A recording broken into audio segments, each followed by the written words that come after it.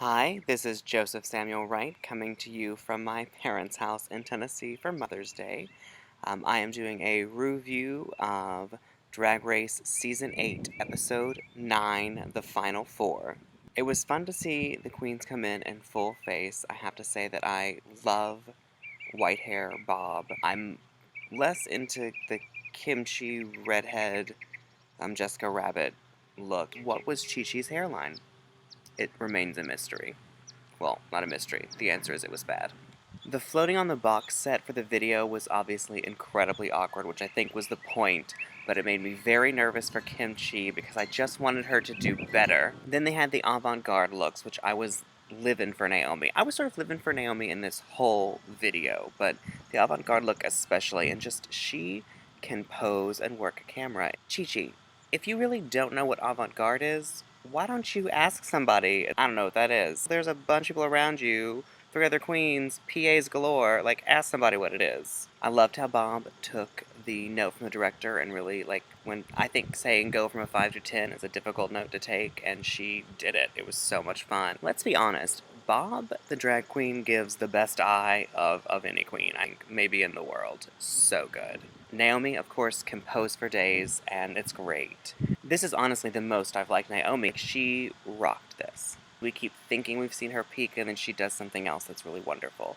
Kimchi looked amazing, as always. I have to say, Chi-Chi's net gown, like, she oddly looked a little bit ungraceful and kind of butch. It actually reminded me of her presidential campaign. Like, it just wasn't a very lovely or ladylike look, and I hated the makeup. I love taking a breath, and in that breath between changing, having all of this upbeat, love yourself stuff, especially from Bob and Kim, who are both so successful and smart, to hear about how their journey into loving themselves was a nice little break and a good prelude to what was going to be the speeches on the runway.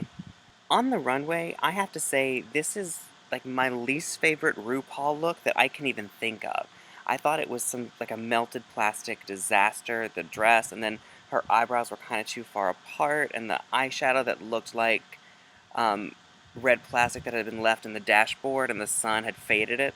I didn't like anything that was happening in this Ru look, which is, it's always disappointing because she's so good that when it's a miss, you're like, oh, oh, oh. I loved the Bob runway. I actually loved everything about it, including the sandy pants. The only thing I didn't love was that weird cheek contour that went all the way into his mouth.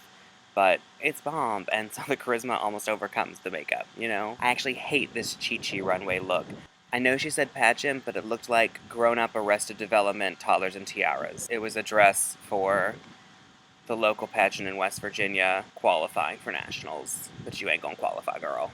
Also, was there something weird happening with her bosom?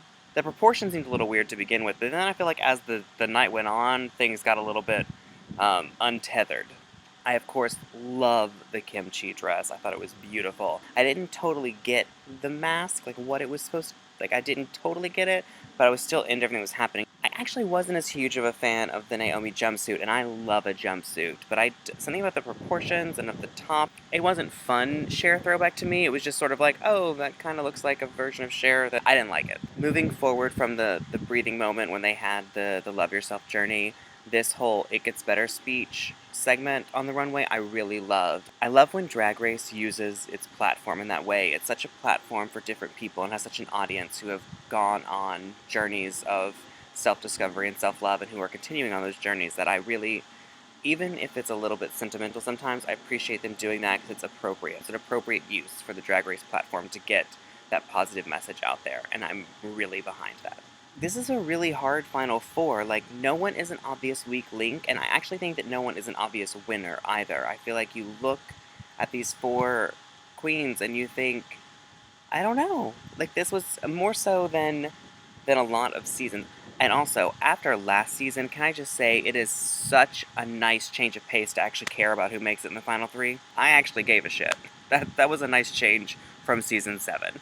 Then they do the recap of the 3 looks for the video, and I thought Bob had 3 great, very distinct looks. I thought Kim Chi had these, like, amazingly creative looks. Michelle is right. Kim is an artist. Chi Chi was just across the board a little bit underwhelming. Naomi won. I thought she won this. Her looks were so good, and she did such a great job in front of the camera. This was like a Naomi challenge, for sure. And ultimately, I think that this is the correct final three. I think that the growth Chi-Chi has had in this season is her win. This isn't who has the potential to be the next drag superstar, and RuPaul's gonna train her for the next 2 years. This is who is the next drag superstar right now, and to me, that's why his growth isn't enough, because I think she's still not there. I was really worried that it was gonna be Kimchi. I think it should be Chi-Chi. As I just said, I think Chi-Chi is not, has lots and lots of potential and pizzazz, but isn't all the way there. But I was afraid that somehow Kimchi's quieter magnificence would be overlooked, and I was very, very worried about that, actually. And I'm so glad that's not what happened. I'm actually more and more being like, Kimchi for the win. Let's give this to Kimchi. I think Bob's actually going to win, but I'm going to be optimistic and say Kimchi, and there's no one to predict who's going home. The other two are going home. We're in the final three, which is so exciting. Also, I think that what Rue said about how success is directly related to adaptability while staying true to yourself is very smart and very on point. And I think it's something we all need to remember, whether our goals are creative or not. I think we always have to remember to be true to ourselves and what our brand is. Let me know what you think in the comments, because half the fun of Drag Race is talking about it after. Thanks for watching, and tune in next time. This shirt, in honor of myself being home, is actually something that I made myself with some stitch witchery and an old pair of jeans and a tank top from Walmart. Also, not to be shady, but The Realness is a fun song, but I think we can all agree it's not that exciting of a lip sync. Like, thanks.